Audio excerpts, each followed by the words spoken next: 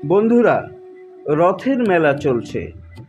রথের মেলা এলেই বাঙালি সাহিত্য প্রেমিকের কোন অনবদ্য সৃষ্টির কথা মনে পড়ে যায় বলুন তো? হ্যাঁ, ঠিকই অনুমান করেছেন। সাহিত্য সম্রাট বঙ্কিমচন্দ্র চট্টোপাধ্যায়ের রাধারানী গল্পটির কথা রথের মেলা এলেই মনে পড়ে যায়। তা বন্ধুরা, চলুন দেরি না করে রথ দেখে আসি, সেই সঙ্গে কলাটাও বেঁচে আসি। অর্থাৎ রথও উপভোগ করে আসি, সেই সঙ্গে সাহিত্য সম্রাট বঙ্কিমচন্দ্র চট্টোপাধ্যায়কে শ্রদ্ধাও জানাই। চলুন আজ আমরা শুনি সাহিত্য সম্রাট বঙ্কিমচন্দ্র চট্টোপাধ্যায়ের রাধারানী গল্পটি।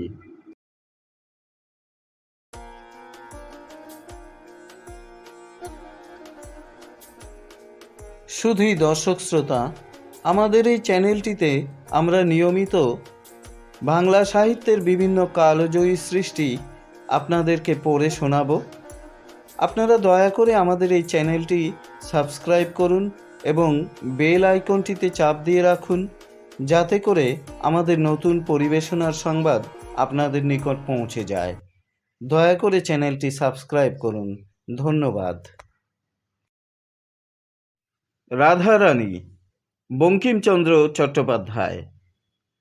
শুধু দর্শক শ্রোতা, এই গল্পটিতে ব্যবহৃত সাধু ভাষাকে আমি যথাসম্ভব চলিত ভাষায় রূপান্তরিত করে আপনাদের সামনে পেশ করছি। রাধারানী নামে একটি বালিকা মাহেশে রথ দেখতে গিয়েছিল। বালিকার বয়স 11 পরিপূর্ণ হয়নি।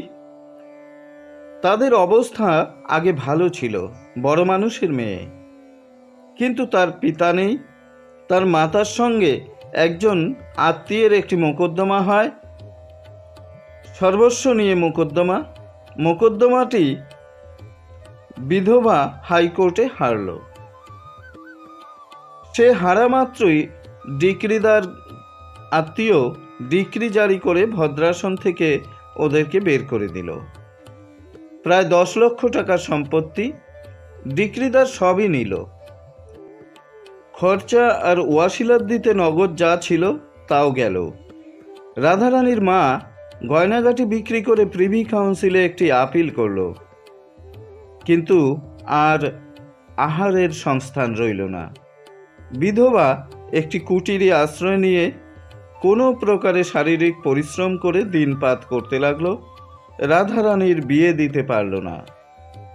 কিন্তু দুর্ভাগ্যক্রমে রথের আগে রাধারানীর মা ঘোরতর অসুস্থ হয়ে পড়লেন। যে কায়িক পরিশ্রমে দিনপাত হতো তা বন্ধ হলো। সুতরাং আর আহার চলে না। মা রুগ্না, এজন্য কাজে কাজেই তাদের উপবাস। আহার জুটল না বলে উপবাস। রথের দিন তার মা একটু সুস্থ বোধ করলেন, তবে পথ্যের প্রয়োজন হলো। কিন্তু পথ্য কোথায়, কে দেবে? রাধারানী কাঁদতে কাঁদতে কতকগুলি বনফুল তুলে এনে তার মালা গাঁথল। মনে করলো যে এই মালা রথের হাটে বিক্রি করে 2-1টি পয়সা পাবে এবং তাতেই মার পথ্য হবে। কিন্তু রথের টান অর্ধেক হতে না হতেই ঝড় বৃষ্টি আরম্ভ হলো। বৃষ্টি দেখে লোক সব ভেঙে গেল। মালা কেউ কিনল না। রাধারানী মনে করলো যে আমি একটু না হয় ভিজলাম, বৃষ্টি থামলেই আবার লোক জমবে। কিন্তু বৃষ্টি আর থামল না, লোক আর জমল না। সন্ধ্যা হলো, রাত হলো, বড় অন্ধকার হলো। অগত্যা রাধারানী কাঁদতে কাঁদতে ফিরল। অন্ধকার, কর্দমময় পথ, পিচ্ছিল, কিছুই দেখা যায় না। তাতে মুষলধারে শ্রাবণের ধারা বর্ষণ হচ্ছে। মায়ের অন্নাভাব মনে করে তার চেয়েও রাধারানীর চোখ জল বর্ষণ করছে বেশি। রাধারানী কাঁদতে কাঁদতে আছাড় খাচ্ছিল, কাঁদতে কাঁদতে উঠছিল, আবার কাঁদতে কাঁদতে আছাড় খাচ্ছিল। দুই গালের পাশে ঘন কালো অলোক বেয়ে, খোঁপা বেয়ে বৃষ্টির জল পড়ে ভেসে যাচ্ছিল।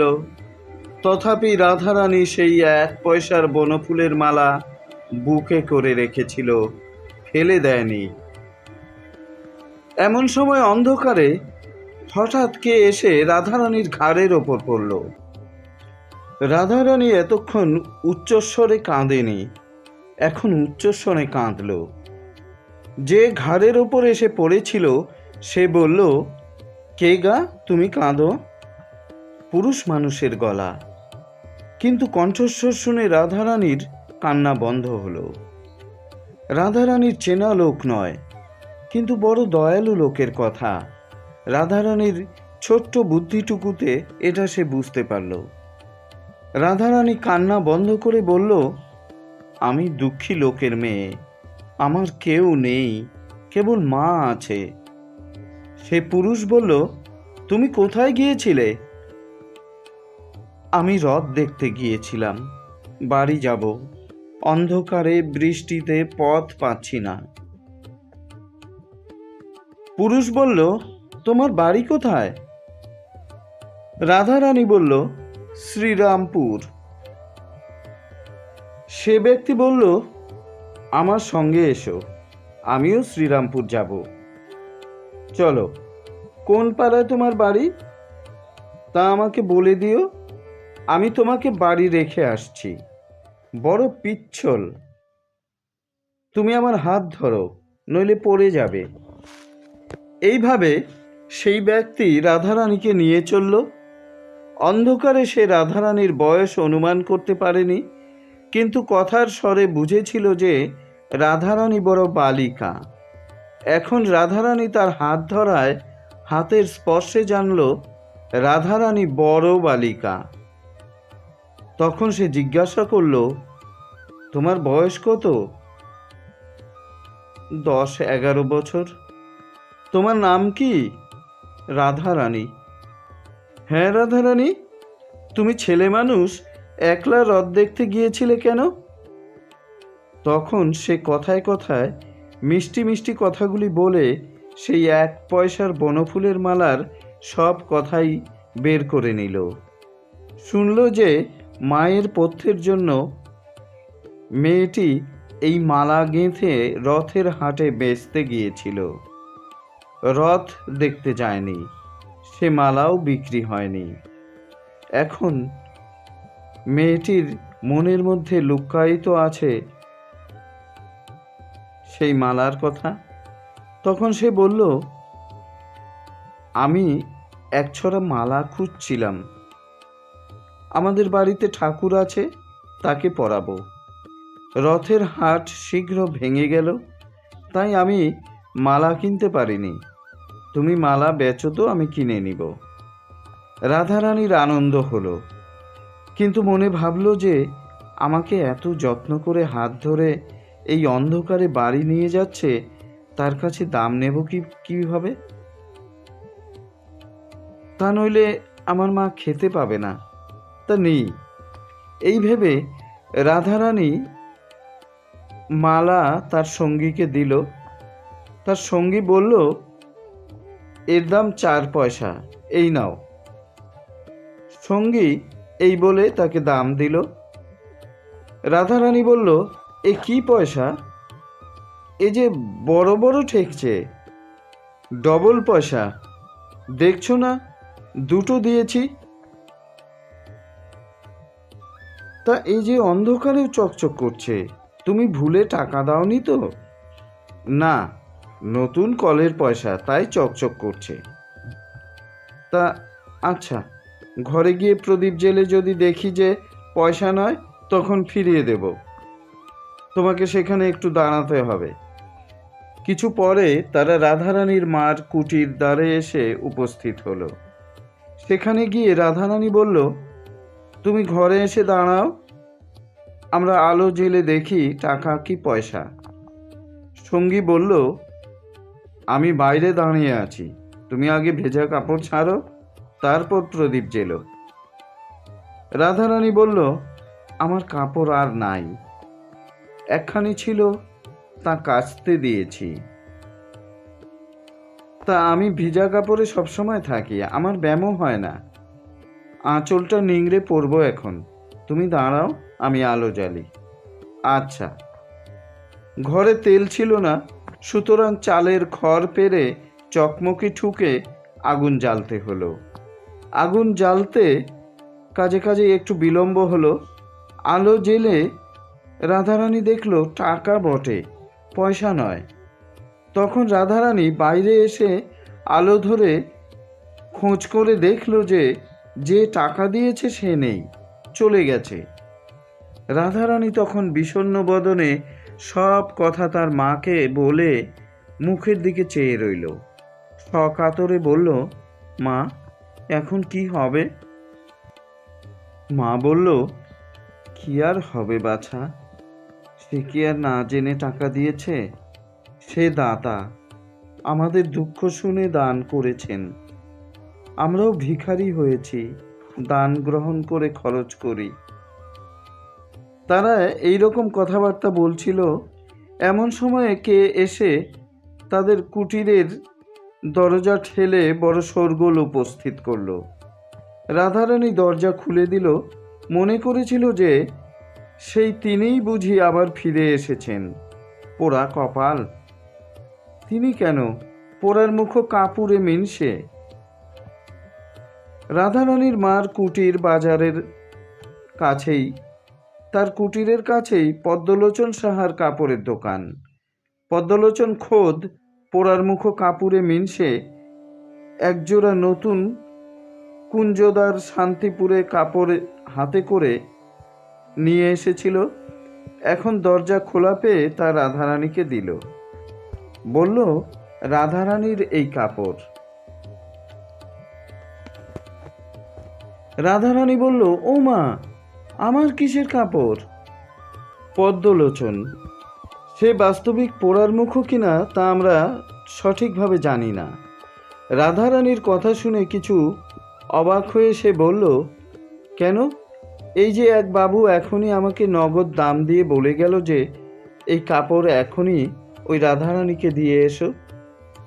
রাধারানী তখন বলল, ও মা, সেই গো, সেই, তিনিই কাপড় কিনে পাঠিয়ে দিয়েছেন। হ্যাঁ গো পদ্মলোচন। রাধারানীর বাবার সময় থেকে পদ্মলোচন এদের কাছে সুপরিচিত। অনেকবারই এদের কাছ থেকে যখন সুদিন ছিল তখন 4 টাকার কাপড়ে শপথ করে 8 টাকা 12.5 আনা আর 2 আনা মুনাফা নিতেন। হ্যাঁ পদ্মলোচন, বলি সে বাবুটিকে চেনো? পদ্মলোচন বলল, তোমরা চেনো না? না। আমি বলি, তোমাদের কুটুম্ব, আমিও চিনি না। যাই হোক, পদ্মলোচন 4 টাকার কাপড় আবার মুনাফা সহ 8 টাকা 14.5 আনায় বিক্রি করেছিলেন। আর বেশি কথা বলার প্রয়োজন নেই বিবেচনা করে খুশি মনে দোকানে ফিরে গেলেন। এদিকে রাধারানী প্রাপ্ত টাকা ভাঙিয়ে মার পথ্যের উদ্যোগে বাজারে গেল। বাজার করে তেল এনে প্রদীপ জ্বালল, মার জন্য যৎকিঞ্চিৎ রান্না করল, ঘরদোর পরিষ্কার করে মাকে খাবার দেবে এই ইচ্ছায় ঘর ঝাঁট দিতে লাগলো। ঝাঁট দিতে দিতে একখানা কাগজ কুড়িয়ে পেল, হাতে করে তুলল। এ কি মা? মা দেখে বললেন, এটা একখানা নোট। রাধারানী বলল, তবে তিনি ফেলে গিয়েছেন? মা বললেন, হ্যাঁ, তোকে দিয়ে গিয়েছেন, দেখ তোর নাম লেখা আছে। রাধারানী বড় ঘরের মেয়ে, একটু অক্ষর পরিচয় ছিল, সে পড়ে দেখল তাই বটে, লেখা আছে। রাধারানী বলল, হ্যাঁ মা, এমন লোক কে মা? মা বললেন, তার নামও নোটে লেখা আছে। রাধারানীর মা পথ্য করলেন বটে, কিন্তু সে রোগ থেকে মুক্তি পাওয়া তার অদৃষ্টে ছিল না। তিনি অতিশয় ধনী ছিলেন, এখন অতি দুঃখিনী হয়েছেন। এই শারীরিক এবং মানসিক দ্বিবিধ কষ্ট তার সহ্য হলো না। রোগ ক্রমে বৃদ্ধি পেয়ে তার শেষ কাল উপস্থিত হলো। এমন সময়ে বিলেত থেকে সংবাদ এলো যে প্রিভি কাউন্সিলের আপিল তার পক্ষে নিষ্পত্তি পেয়েছে। তিনি নিজের সম্পত্তি আবার ফিরে পাবেন, ওয়াসিলাতের টাকা ফেরত পাবেন এবং তিনি আদালতের খরচা পাবেন। কামাক্ষানাথ বাবু তার পক্ষে হাইকোর্টের উকিল ছিলেন। তিনি নিজে এই সংবাদ নিয়ে রাধারানীর মায়ের কুটিরে উপস্থিত হলেন। সুসংবাদ শুনে রুগ্নার অবিরল নয়নের অশ্রু পড়তে লাগল। তিনি নয়নের অশ্রু সংবরণ করে কামাক্ষাবাবুকে বললেন, যে প্রদীপ নিবেছে তাতে তেল দিলে কি হবে? আপনার এ সুসংবাদেও আমার আর প্রাণ রক্ষা হবে না। আমার আয়ু শেষ হয়েছে। তবে আমার এই সুখ যে রাধারানী আর অনাহারে প্রাণ ত্যাগ করবে না, তাই বা কে জানে। সে বালিকা, তার এ সম্পত্তিকে রক্ষা করবে? কেবল আপনি ভরসা। আপনি আমার এই অন্তিমকালে আমার একটি ভিক্ষা দিন, নইলে আর কার কাছে চাইব? কামাক্ষাবাবু অতি ভদ্রলোক। তিনি রাধারানীর পিতার বন্ধু ছিলেন। রাধারানীর মা দুর্দশাগ্রস্ত হলে তিনি রাধারানীর মাকে বলেছিলেন যে যতদিন না আপিল নিষ্পত্তি পায় ততদিন অন্তত তোমরা এসে আমার বাড়িতে অবস্থান করো। আমি নিজের মায়ের মতো তোমাকে রাখব। রাধারানীর মা তাতে অস্বীকার করেছিলেন।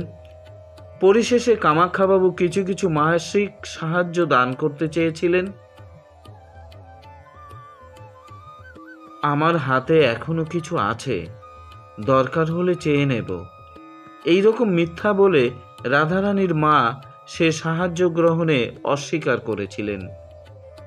রুক্মিণী কুমারের দান গ্রহণ তাদের প্রথম এবং শেষ দান গ্রহণ।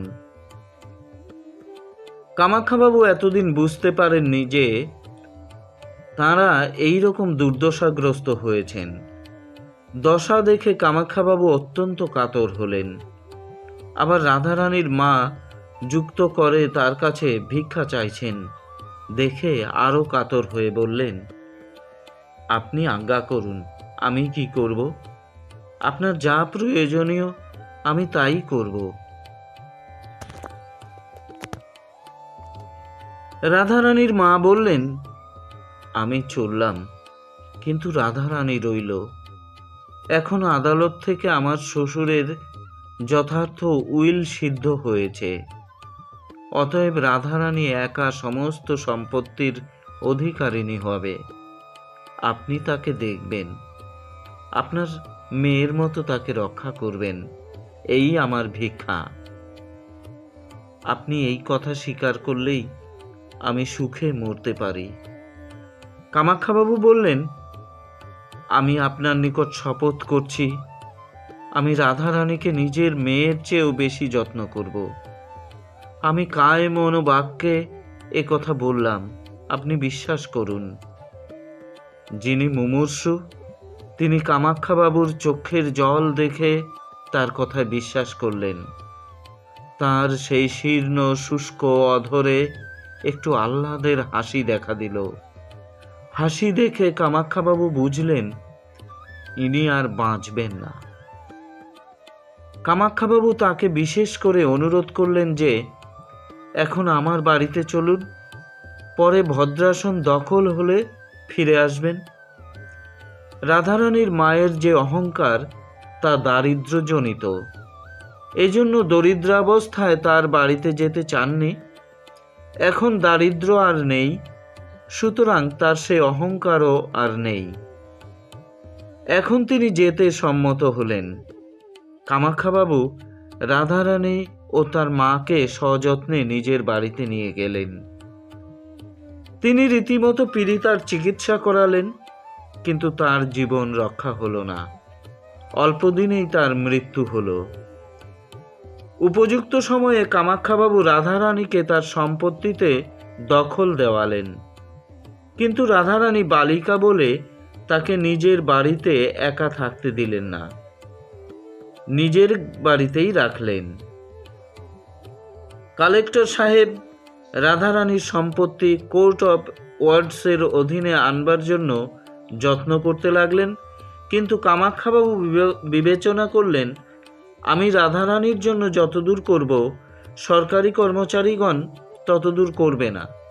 কামাখ্যাবাবুর কৌশলে কালেক্টর সাহেব নিরস্ত হলেন।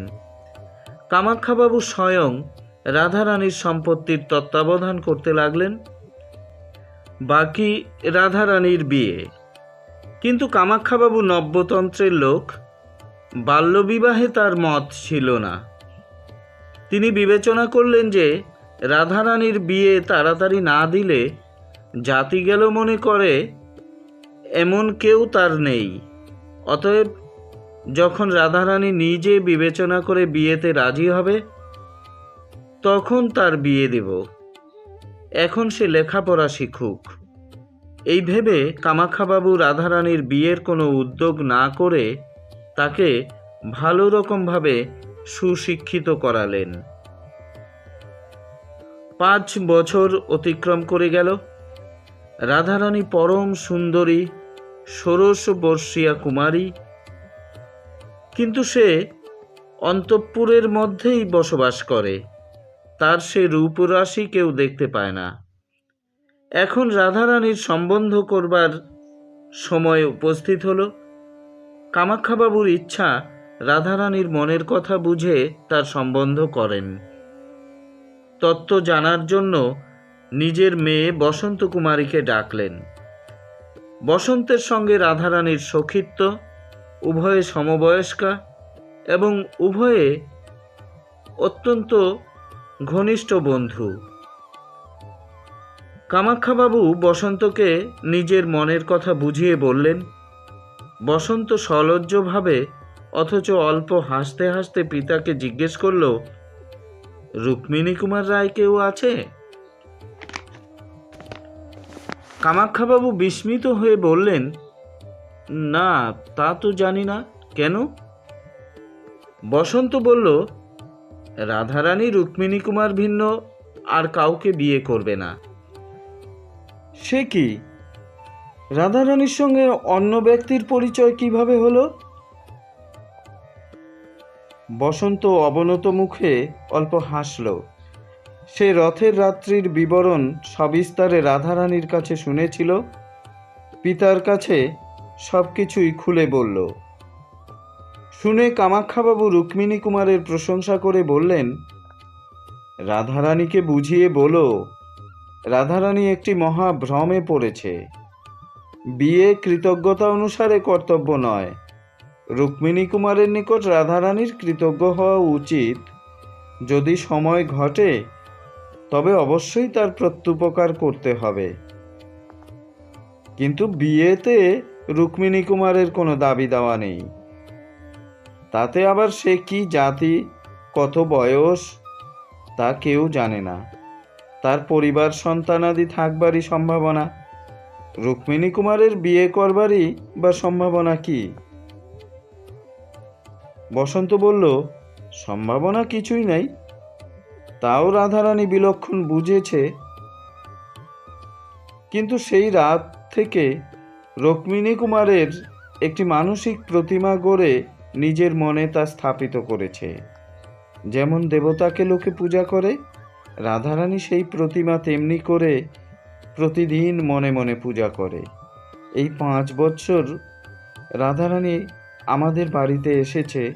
এই 5 বৎসরে এমন দিন প্রায় যায়নি যেদিন রাধারানী রুক্মিণী কুমারের কথা আমার নিকট একবারও বলেনি। আর কেউ রাধারানীকে বিয়ে করলে তার স্বামী সুখী হবে না। কামাখ্যাবাবু মনে মনে বললেন, বাতিক, এর একটু চিকিৎসা প্রয়োজন। কিন্তু প্রথম চিকিৎসা বোধ হয় রুক্মিণী কুমারের সন্ধান করা। কামাখ্যাবাবু রুক্মিণী কুমারের সন্ধানে প্রবৃত্ত হলেন। স্বয়ং কলকাতায় তার অনুসন্ধান করতে লাগলেন।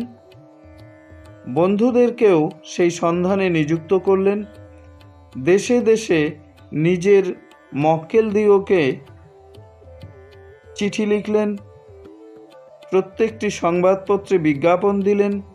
সেই বিজ্ঞাপন এইরূপ: বাবু রুক্মিণী কুমার রায় নিম্ন স্বাক্ষরকারী ব্যক্তির সঙ্গে সাক্ষাৎ করিবেন, বিশেষ প্রয়োজন আছে। এতে রুক্মিণীবাবুর সন্তোষের ব্যতীত অসন্তোষের কারণ উপস্থিত হইবে না, শ্রী ইত্যাদি। কিন্তু কিছুতেই রুক্মিণী কুমারের কোনো সন্ধান পাওয়া গেল না। দিন গেল, মাস গেল, বৎসর গেল, তথাপি কই রুক্মিণী কুমার তো এলো না। এরপর রাধারানীর আর একটি ঘোরতর বিপদ উপস্থিত হল। কামাখ্যাবাবুর লোকান্তর গতি ঘটল। রাধারানী এতে অত্যন্ত শোকাতুরা হলেন। দ্বিতীয়বার পিতৃহীনা হলেন মনে করলেন। কামাখ্যাবাবুর শ্রাদ্ধাদির পর রাধারানী নিজের বাড়িতে গিয়ে বসবাস করতে লাগলেন এবং নিজের সম্পত্তির তত্ত্বাবধান নিজেই করতে লাগলেন। কামাখ্যাবাবুর বিচক্ষণতাবশত রাধারানীর সম্পত্তি অনেকটাই বেড়ে গিয়েছিল। সম্পত্তি হাতে নিয়েই রাধারানী প্রথমেই 2 লক্ষ টাকা গভর্নমেন্টে প্রেরণ করলেন। সেই সঙ্গে এই প্রার্থনা করলেন যে এই টাকায় তার নিজের গ্রামে একটি অনাথালয় স্থাপিত হোক, তার নাম হোক রুক্মিণী কুমারের প্রাসাদ। গভর্নমেন্টের কর্মচারীগণ প্রস্তাবিত নাম শুনে কিছুটা অবাক হলেন, কিন্তু তাতে কে কথা বলবে। অনাথ নিবাস স্থাপিত হলো। রাধারানীর মা দরিদ্রাবস্থায় নিজ গ্রাম ত্যাগ করে শ্রীরামপুরে কুটির নির্মাণ করেছিলেন।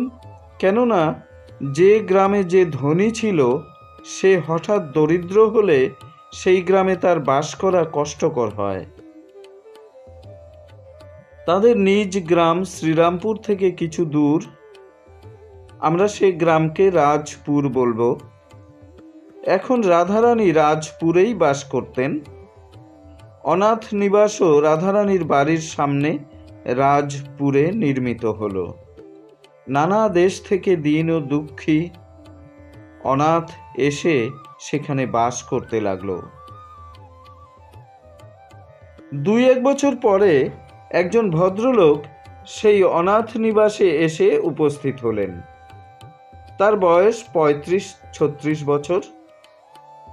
অবস্থা দেখে অতি ধীর, গম্ভীর এবং অর্থশালী লোক বোধ হয়। তিনি সেই রুক্মিণী কুমারের প্রাসাদের দ্বারে এসে দাঁড়ালেন। রক্ষকগণকে জিজ্ঞাসা করলেন, এটা কার বাড়ি?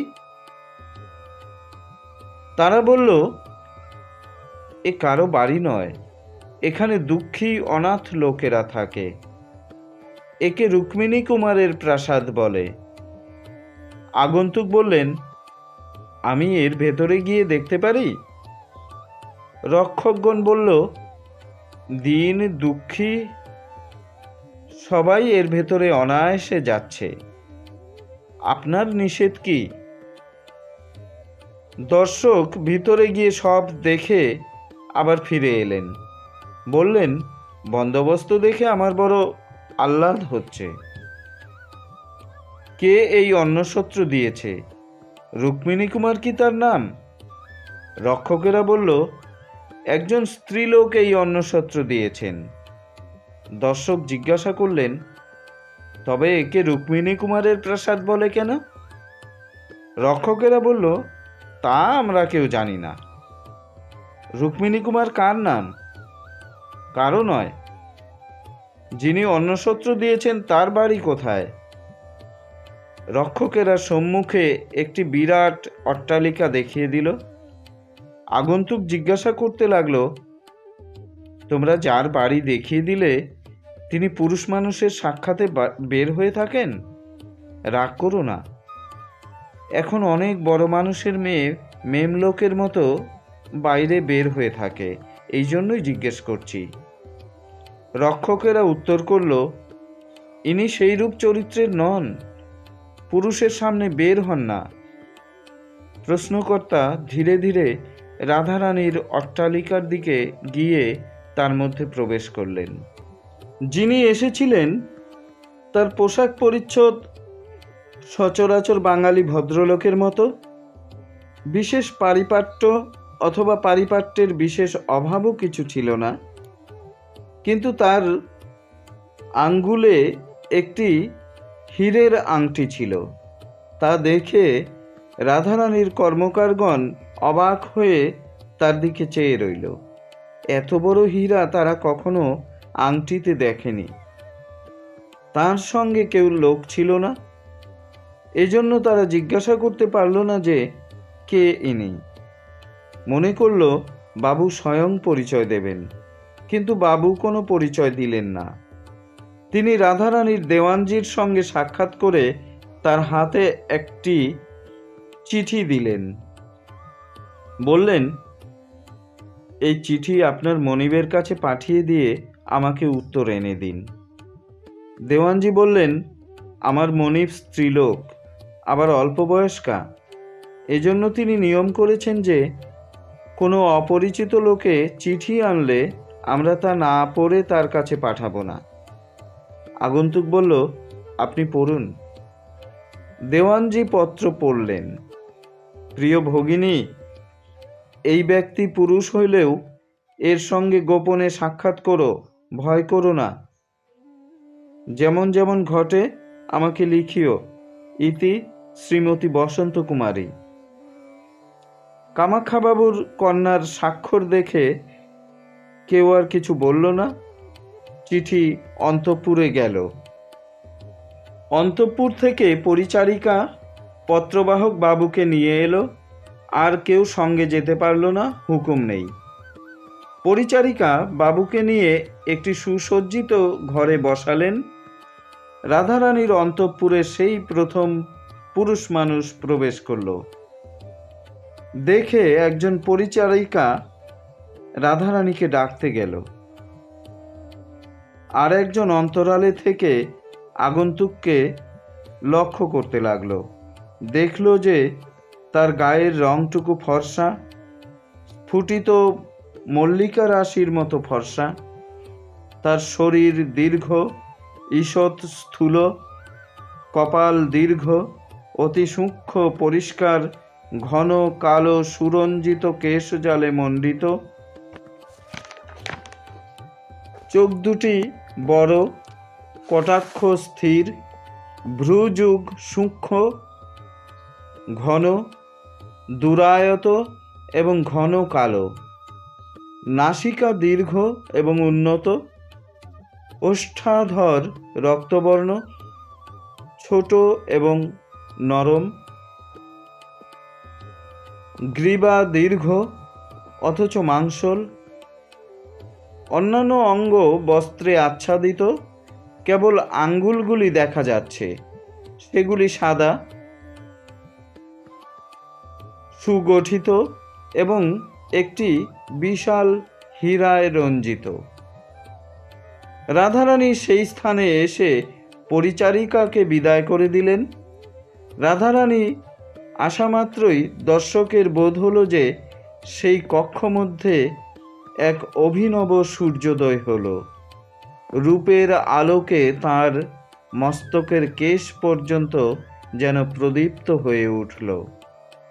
আগন্তুকের উচিত প্রথম কথা বলা, কেননা তিনি পুরুষ এবং বয়োজ্যেষ্ঠ, কিন্তু তিনি সৌন্দর্যে বিমুগ্ধ হয়ে নিস্তব্ধ হয়ে রইলেন। রাধারানী একটু অসন্তুষ্ট হয়ে বললেন, আপনি এই রকম গোপনে আমার সঙ্গে সাক্ষাতের ইচ্ছে করেছেন কেন? আমি স্ত্রীলোক, কেবল বসন্তের অনুরোধেই আমি এটা স্বীকার করেছি। আগন্তুক বলল, আমি আপনার সঙ্গে এরূপ সাক্ষাতের অভিলাষী হয়েছি এটা ঠিক নয়। রাধারানী অপ্রতিভ হলেন, বললেন, তা নয় বটে, তবে বসন্ত কি জন্য এরূপ অনুরোধ করেছেন তা কিছু লেখেননি। বোধহয় আপনি জানেন। আগন্তুক একখানি অতি পুরনো সংবাদপত্র বের করে তা রাধারানীকে দেখালেন। রাধারানী পড়লেন কামাখ্যাবাবুর স্বাক্ষরিত রুক্মিণী কুমার সম্বন্ধে সেই বিজ্ঞাপন। রাধারানী দাঁড়িয়েছিলেন, দাঁড়িয়ে দাঁড়িয়ে নারিকেল গাছের পাতার মতো কাঁপতে লাগলেন। আগন্তুকের দেবতুল্য গঠন দেখে মনে ভাবলেন, ইনি আমার সেই রুক্মিণী কুমার। আর থাকতে পারলেন না, জিজ্ঞাসা করে বসলেন, আপনার নাম কি রুক্মিণী কুমার বাবু? আগন্তুক বললেন, না। না শব্দ শুনেই রাধারানী ধীরে ধীরে বসে পড়লেন, আর দাঁড়াতে পারলেন না। তার বুক যেন ভেঙে গেল। আগন্তুক বললেন, না, আমি যদি রুক্মিণী কুমার হতাম তাহলে কামাখ্যাবাবু এই বিজ্ঞাপন দিতেন না, কেননা তার সঙ্গে আমার পরিচয় ছিল। কিন্তু যখন এই বিজ্ঞাপন বের হয় তখন আমি এটা দেখে তুলে রেখেছিলাম।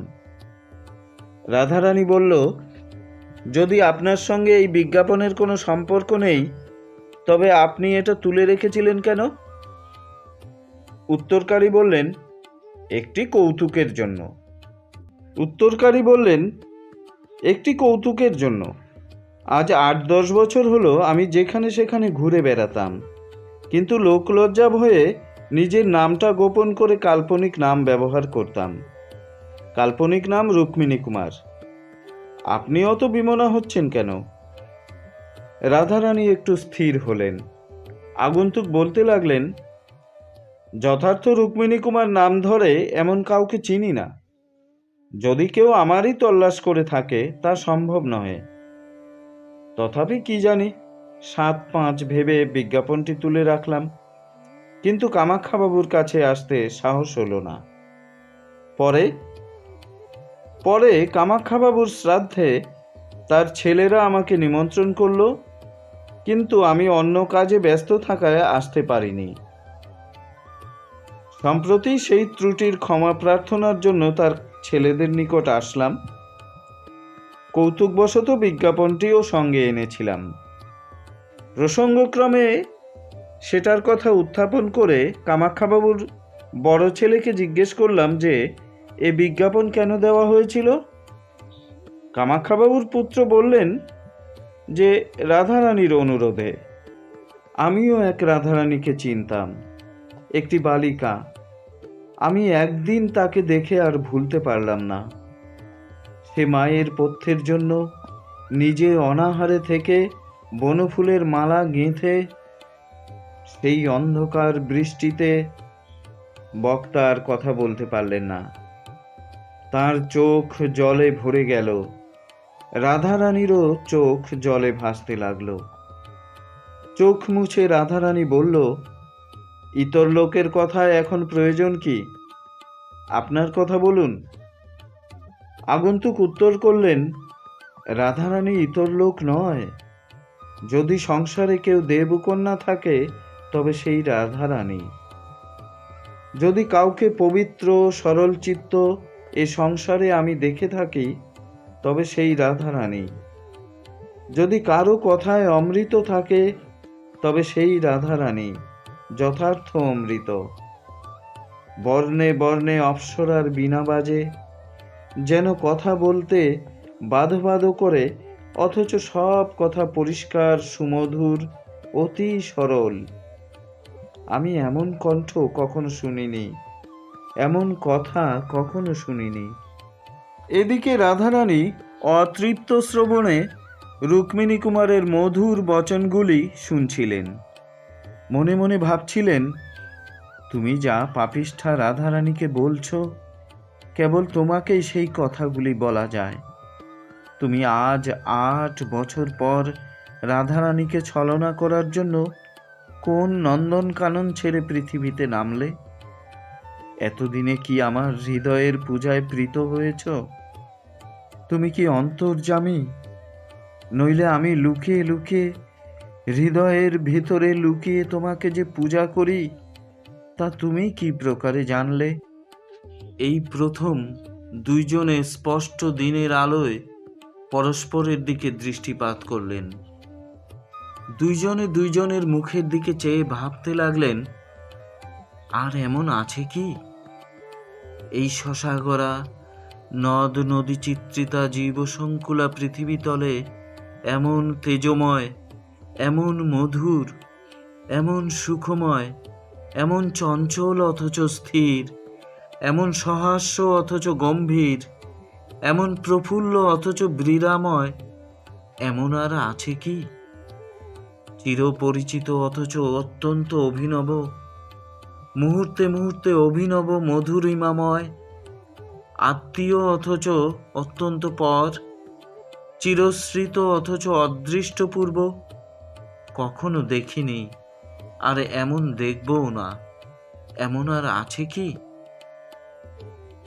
রাধারানী বলল, বড় কষ্টে বলতে হলো, কেননা চোখের জল থামে না।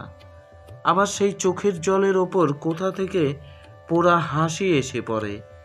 রাধারানী বলল, তা আপনি এতক্ষণ কেবল সেই ভিখারিনীর কথাই বললেন, আমাকে যে কেন দর্শন দিয়েছেন তা তো এখনো বলেননি।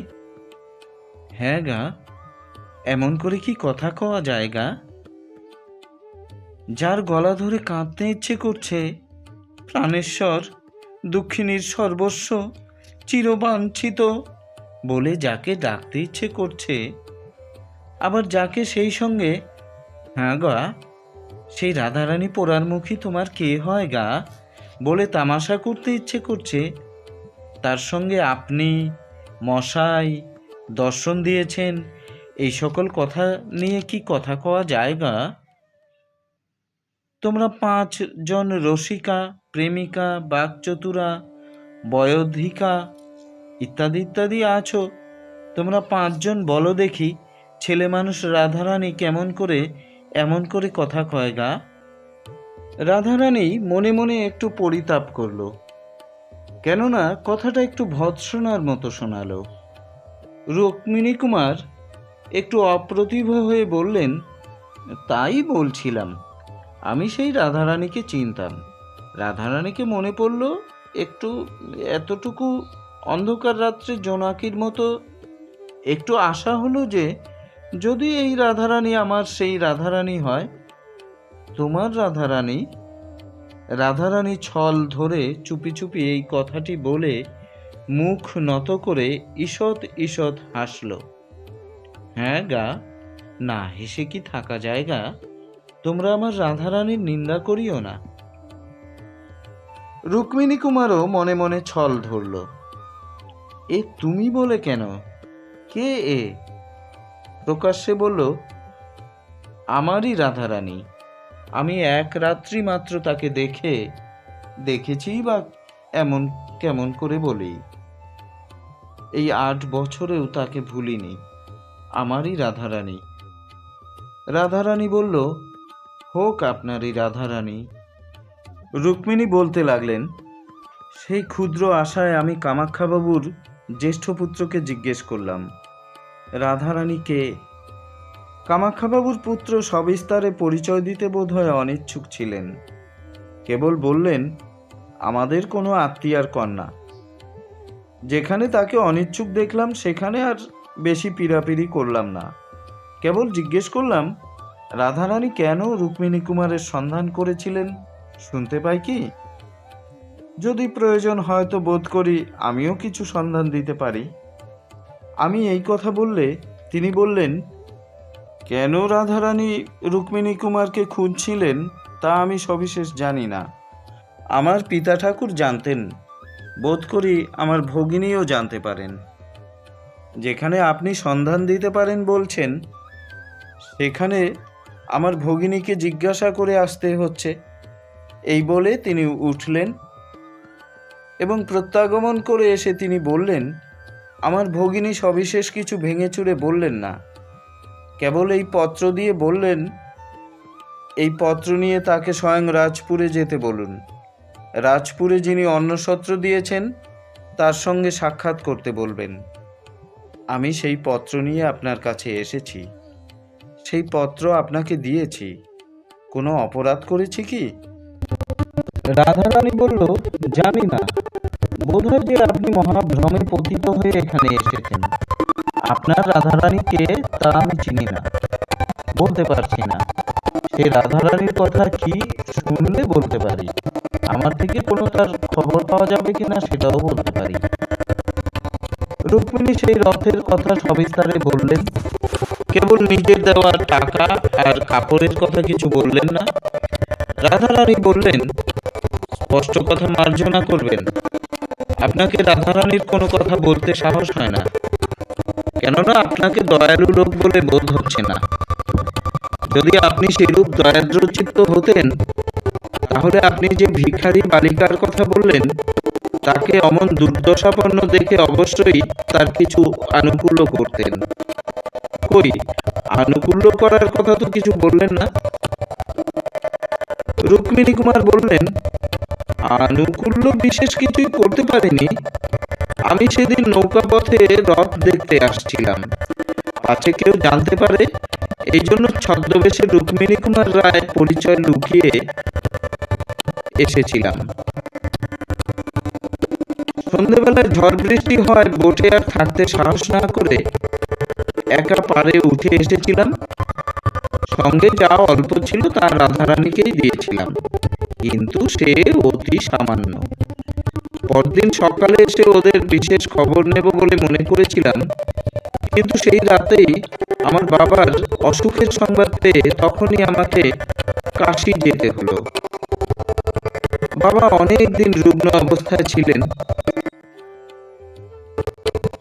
কাশী থেকে ফিরে আসতে আমার 1 বছরের বেশি সময় লেগেছিল। 1 বছর পর ফিরে এসে আবার সেই কুটিরের সন্ধান করলাম, কিন্তু তাদেরকে আর সেখানে দেখতে পেলাম না। একটি কথা জিজ্ঞেস করতে ইচ্ছে করছে। বোধহয় সেই রথের দিন নিরাশ্রয়ে বৃষ্টি বাদলে আপনাকে সেই কুটিরেই আশ্রয় নিতে হয়েছিল। আপনি কতক্ষণ সেখানে অবস্থিতি করেছিলেন? বেশিক্ষণ নয়। আমি যা রাধারানীর হাতে দিয়েছিলাম তা দেখার জন্য রাধারানী আলো জ্বালতে গেল। আমি সেই অবসরে তার কাপড় কিনতে চলে এসেছিলাম। আর কি দিয়ে আসলেন? আর কি দিব? একটি ছোট নোট ছিল, তা কুঠিরে রেখে এলাম। নোটখানি ওইভাবে দেওয়া বিবেচনা সিদ্ধ হয়নি। তারা মনে করতে পারে আপনি নোটখানি হারিয়ে গিয়েছেন। না, আমি পেন্সিলে লিখে গিয়েছিলাম রাধারানীর জন্য। তাদের নাম স্বাক্ষর করেছিলাম রুক্মিণী কুমার রায়। যদি সেই রুক্মিণী কুমারকে সেই রাধারানী খোঁজ করে থাকে, এই ভরসায় বিজ্ঞাপনটি তাই বলছিলাম, আপনাকে দয়াদ্র চিত্ত বলে বোধ হয় না। যে রাধারানী আপনার শ্রীচরণ দর্শন জন্য, এইটুকু বলতেই আহ, ছি ছি রাধারানী, ফুলের কুড়ির ভিতর যেমন বৃষ্টির জল ধরা থাকে, ফুলটি নিচু করলেই ঝরঝর করে পড়ে যায়। রাধারানী মুখ নত করে এইটুকু বলতেই তার চোখের জল ঝরঝর করে পড়তে লাগলো। অমনি যেদিকে রুক্মিণী কুমার ছিলেন, সেই দিকের মাথার কাপড়টা বেশি করে টেনে দিয়ে সে ঘর থেকে রাধারানী বের হয়ে গেল। রুক্মিণী কুমার বোধ হয় চোখের জলটুকু দেখতে পাননি। কি পেয়েই থাকবেন বলা যায় না। বাইরে এসে মুখে চোখে জল দিয়ে অশ্রুচিহ্ন বিলুপ্ত করে রাধারানী ভাবতে লাগলো। ভাবলো, ইনি তো রুক্মিণী কুমার, আমিও সেই রাধারানী। দুইজনের জন্য মন তুলে রেখেছি। এখন উপায়, আমি যে রাধারানী তা ওকে বিশ্বাস করাতে পারি। তারপর উনি কি জাতি তা কে জানে। জাতিটা এখনই জানতে পারা যায়, কিন্তু উনি যদি আমার জাতি না হন, তবে ধর্মবন্ধন ঘটবে না। চিরন্তনের যে বন্ধন তা ঘটবে না, প্রাণের বন্ধন ঘটবে না। তবে আর ওর সঙ্গে কথায় কাজ কি? না হয় এই জন্মটা রুক্মিণী কুমার নাম জপ করেই কাটাবো। এতদিন সেই জপ করে কাটিয়েছি, জোয়ারের প্রথম বেগটা কেটে গিয়েছে, বাকি কাল কাট। এই ভাবতে ভাবতে রাধারানীর আবার নাকের পাটা ফেঁপে উঠল, ঠোঁট দুখানা ফুলে উঠল, আবার চোখ দিয়ে জল পড়তে লাগলো। আবার সে জল দিয়ে মুখ চোখ ধুয়ে তোয়ালে দিয়ে মুছে ঠিক হয়ে এলো। রাধারানী আবার ভাবতে লাগলো, আচ্ছা, যদি আমার জাতির হন তাহলেই বা ভরসা কি? উনি তো দেখছি বেশ বয়স্ক, কুমার এমন সম্ভাবনা কি? তা হলেনই বা বিবাহিত? না না, তা হবে না। নাম জপ করে মরি, সে অনেক ভালো, সতীন সইতে পারবো না। তবে এখন কর্তব্য কি? জাতির কথাটা জিজ্ঞাসা করেই বা কি হবে? তবে রাধারানীর পরিচয়টাই দিই, আর উনি কে তা জেনে নিই। কেননা রুক্মিণী কুমার তো ওর নাম নয়, তা তো শুনলাম। যে নাম জপ করে মরতে হবে তা শুনে নিই, তারপর বিদায় দিয়ে কাঁদতে বসি। পোড়ারমুখী বসন্ত, না বুঝে না জেনে এ সামগ্রী কেন পাঠালি? জানিস নাকি এ জীবন সমুদ্র অমন করে মন্থন করতে গেলে কারো কপালে অমৃত, কারো কপালে গরল ওঠে। আচ্ছা, পরিচয়টা দিই। এই ভেবে রাধারানী যা প্রাণের অধিক যত্ন করে তুলে রেখেছিল তা বের করে আনলো। সে সেই নোটখানি।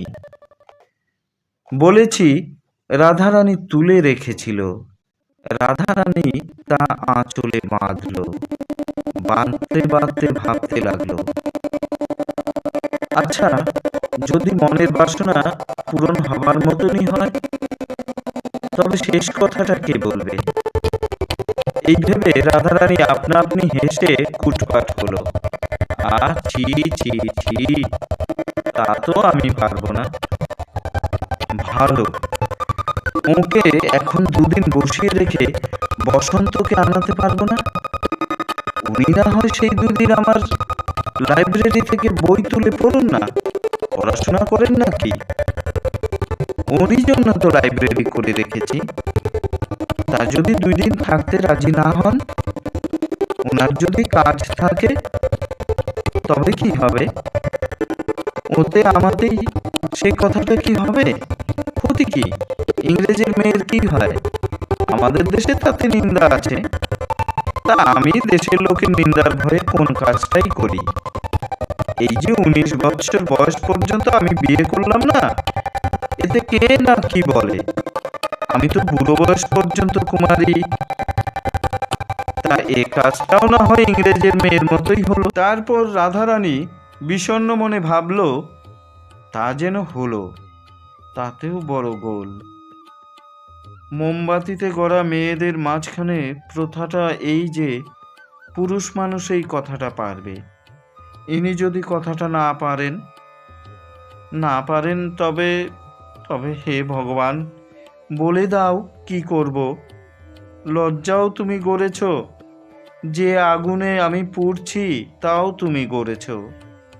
এ আগুনে সে লজ্জা কি পুড়বে না? তুমি এই সহায়হীনা অনাথাকে দয়া করে পবিত্রতার আবরণে আমাকে আবৃত করে লজ্জার আবরণ কেড়ে নাও। তোমার কৃপায় যেন আমি এক দণ্ডের জন্য মুখরা হই। ভগবান বুঝি সে কথাও শুনলেন। বিশুদ্ধ চিত্তে যাহা বলবে তাই বুঝি তিনি শোনেন। রাধারানী মৃদু হাসতে হাসতে গজেন্দ্র গমনে রুক্মিণী কুমারের নিকটে এসে উপস্থিত হলেন। রুক্মিণী কুমার তখন বললেন, আপনি আমাকে বিদায় দিয়ে যাননি। আমি যে কথা জানার জন্য এসেছি তাও জানতে পারিনি, তাই এখনো যাইনি। আপনি রাধারানীর জন্য এসেছেন তা আমারও মনে আছে। এ বাড়িতে একজন রাধারানী আছে সত্য বটে, সে আপনার নিকট পরিচিত হবে কিনা সেই কথাটা ঠিক করতে গিয়েছিলাম। তারপর রাধারানী তখন একটু অল্প হেসে একবার নিজের পায়ের দিকে তাকিয়ে নিজের হাতের অলংকার খুঁটিয়ে সেই ঘরে বসানো একটা প্রস্তর নির্মিত প্রতিকৃতির দিকে চেয়ে রুক্মিণী কুমারের দিকে চেয়ে বলল, আপনি বলেছেন রুক্মিণী কুমার আপনার যথার্থ নাম নয়। রাধারানীর যে আরাধ্য দেবতা তার নাম পর্যন্ত এখনো সে শুনতে পায়নি। রুক্মিণী কুমার বললেন, আরাধ্য দেবতা? কে বলল? রাধারানী কথাটা অসাবধানে বলে ফেলেছিলেন।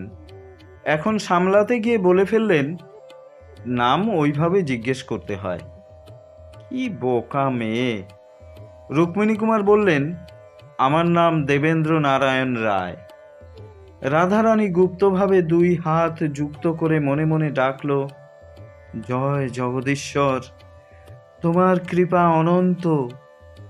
প্রকাশ্যে বলল, রাজা দেবেন্দ্র নারায়ণের নাম শুনেছি। দেবেন্দ্র নারায়ণ বললেন, অমন সকলেই রাজা কবলায়। আমাকে যে কুমার বলে সে যথেষ্ট সম্মান করে। এখন আমার সাহস বাড়ল, জানলাম যে আপনি আমার স্বজাতি। এখন স্পর্ধা হচ্ছে আজ আপনাকে আমার আতিথ্য স্বীকার করাই। সে কথা পরে হবে। রাধারানী কই? ভোজনের পর সে কথা বলবো। মনে দুঃখ থাকলে ভোজনে তৃপ্তি হয় না। রাধারানীর জন্য এত দুঃখ কেন? তা জানি না, বড় দুঃখ, 8 বছরের দুঃখ, তাই জানি। হঠাৎ রাধারানীর পরিচয় দিতে আমার কিছু সংকোচ বোধ হচ্ছে। আপনি রাধারানীকে পেলে কি করবেন? কি আর করব, একবার দেখব।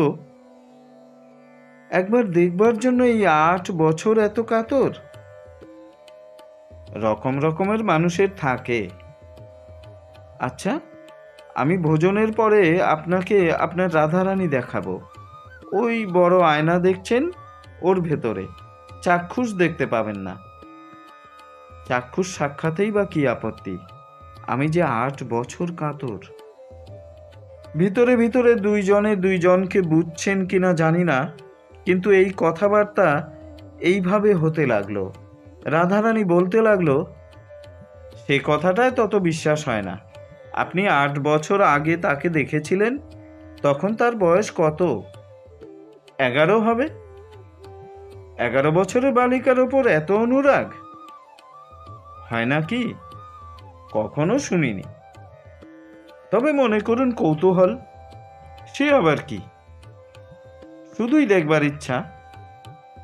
তা দেখাবো ওই বড় আয়নার ভিতর। আপনি বাইরে থাকবেন। কেন? সম্মুখ সাক্ষাতে আপত্তি কি? সে কুলের কুলবতী, আপনিও তো তাই। আমার কিছু বিষয় আছে, নিজে তার তত্ত্বাবধান করি, সুতরাং সকলের সম্মুখেই আমাকে বের হতে হয়। আমি কারো অধীন নই, সে তার স্বামীর অধীন। স্বামীর অনুমতি ব্যতীত স্বামী? হ্যাঁ, আশ্চর্য হলেন যে? বিবাহিতা হিন্দুর মেয়ে, 19 বছর বয়স, বিবাহিত নয়? দেবেন্দ্র নারায়ণ অনেকক্ষণ মাথায় হাত দিয়ে রইলেন। রাধারানী বললেন, কেন? আপনি কি তাকে বিয়ে করতে ইচ্ছে করেছিলেন? মানুষ কি না ইচ্ছে করে? এরূপ ইচ্ছা রানীজি জানতে পেরেছেন কি? রানীজি কেউ এর ভেতর নেই। রাধারানী সাক্ষাতের অনেক আগেই আমার পত্নী বিয়োগ হয়েছে। রাধারানী আবার যুক্ত করে ডাকল, জয় জগদীশ্বর। আর কিছুক্ষণ আমার এমনই সাহস যেন থাকে। প্রকাশ্যে বলল, তা শুনলেন তো, রাধারানী পরস্ত্রী। এখনো কি তার দর্শন অভিলাষ করেন? করি বই কি। সে কথাটা কি আপনার যোগ্য? রাধারানী আমার সন্ধান কেন করেছিলেন তা এখনো আমার জানা হয়নি। আপনি রাধারানীকে যা দিয়েছেন তা পরিশোধ করবে বলে। আপনি শোধ নেবেন কি? দেবেন্দ্র হেসে বললেন, যা দিয়েছি তা পেলে নিতে পারি। কি কি দিয়েছেন? একখানা নোট, এই নিন।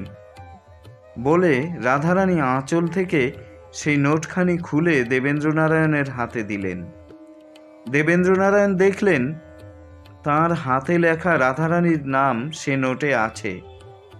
দেখে বললেন, এ নোট কি রাধারানীর স্বামী কখনো দেখেছেন? রাধারানী কুমারী, স্বামীর কথাটা আপনাকে মিথ্যা বলেছিলাম। তা সব তো শোধ হলো না, আর কি বাকি? 2 টাকা আর কাপড়। সব ঋণ যদি এখন পরিশোধ হয় তবে আপনি আহার না করে চলে যাবেন। পাওনা বুঝে পেলে কোন মহাজন বসে? ঋণের সে অংশ ভোজনের পর রাধারানী পরিশোধ করবে। আমার যে এখনো অনেক পাওনা বাকি। আবার কি? রাধারানীকে মনোপ্রাণ দিয়েছি, তা তো পাইনি। অনেক দিন পেয়েছেন। রাধারানীর মনোপ্রাণ আপনি অনেক দিন নিয়েছেন, তা সে দেনাটা শোধবোধ হয়ে গিয়েছে। সুদ কিছু পাই না? পাবেন বই কি। কি পাবো? শুভ লগ্নে সুতহিবুক যোগে এই অধম নারীদেহ আপনাকে দিয়ে রাধারানী ঋণ মুক্ত হবে। এই বলে রাধারানী ঘর থেকে বের হয়ে গেল।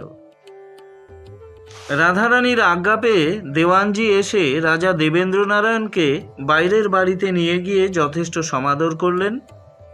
যথাবিহিত সময়ে রাজা দেবেন্দ্রনারায়ণ ভোজন করলেন। রাধারানী স্বয়ং উপস্থিত থেকে তাকে ভোজন করালেন।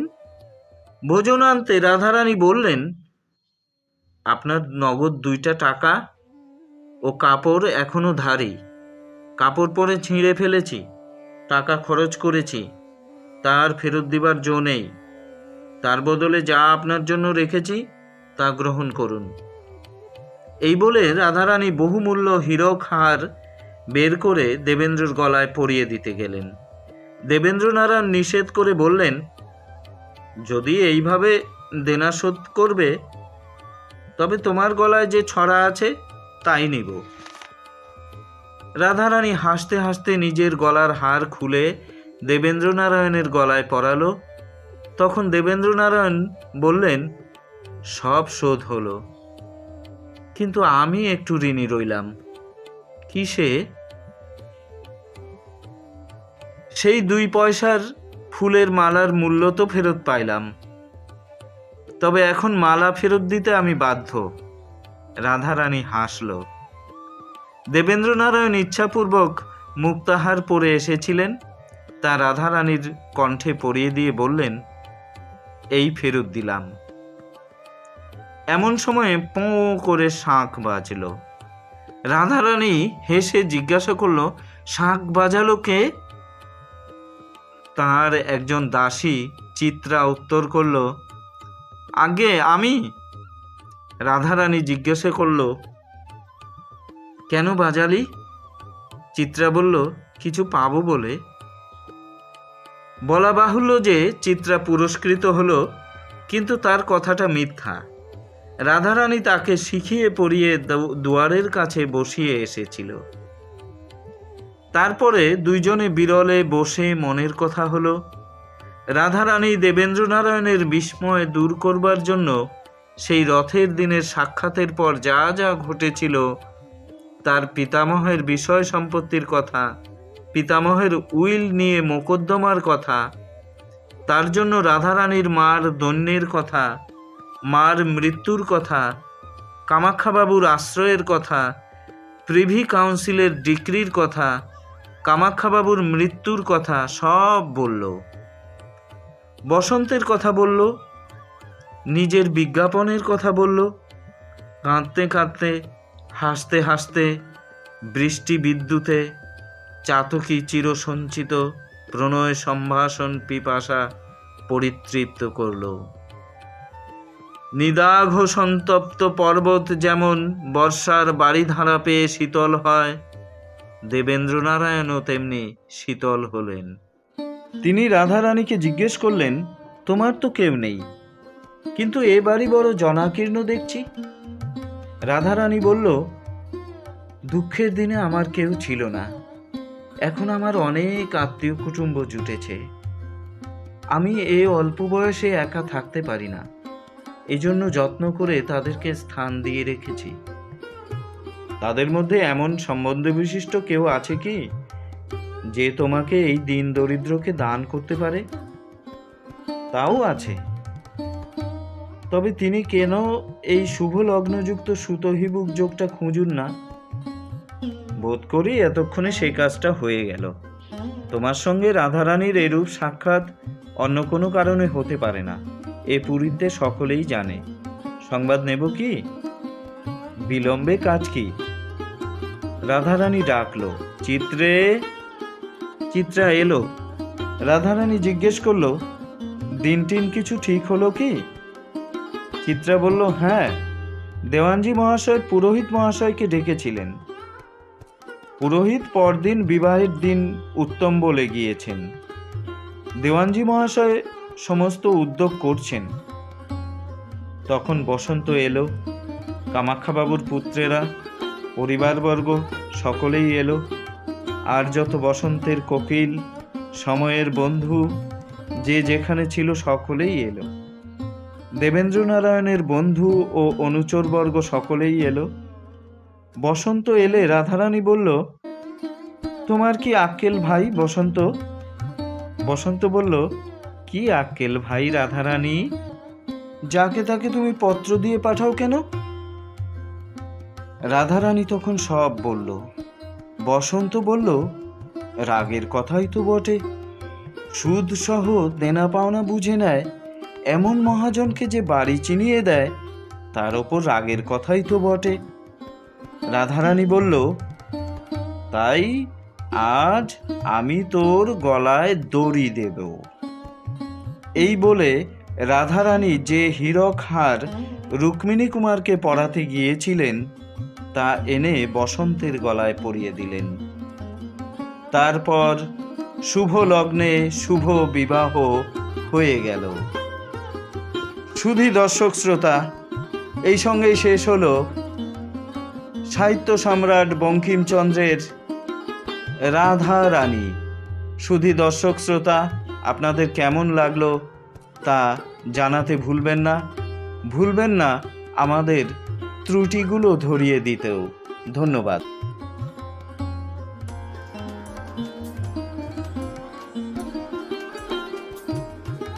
শুধুই দর্শক শ্রোতা, আমাদের এই চ্যানেলটিতে আমরা নিয়মিত বাংলা সাহিত্যের বিভিন্ন কালজয়ী সৃষ্টি আপনাদেরকে পড়ে শোনাব।